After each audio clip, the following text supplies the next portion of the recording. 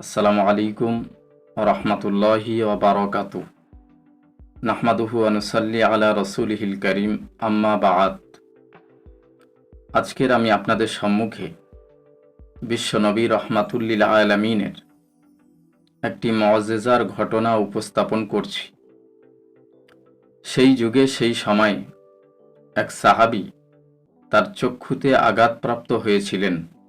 এই বিষয়টা এতটা জটিল ছিল, সাহাবাই কেরামগণ তাকে চক্ষুটাকে বাদ দেওয়ার পরামর্শ দেন।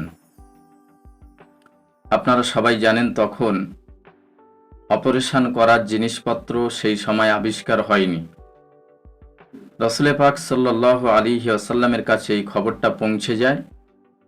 নবীজি ওই সাহাবীকে ডেকে পাঠালেন। আল্লাহর নবী কি করলেন? নবীজি তার নিজের হাত মোবারক দিয়ে চক্ষুর যথাস্থানে প্রতিস্থাপন করলেন।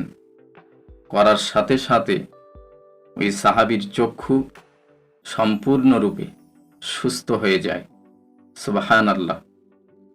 হযরতে আবু কাতাদা রাদিয়াল্লাহু তাআলা আনহু তিনি বলছেন, আমরা অবাক হয়ে গেছি, কোন চোখে আঘাত ছিল তা আমরা বুঝতেই পারিনি।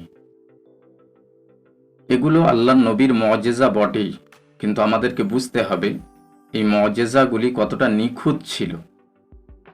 আল্লাহ পাক আমাদের সকলকে সেই নবী সম্পর্কে সঠিক বোঝার তৌফিক ইনায়েত করুন। আমরা বলি আমিন। এ পর্যন্ত আজকের সমাপ্ত করলাম।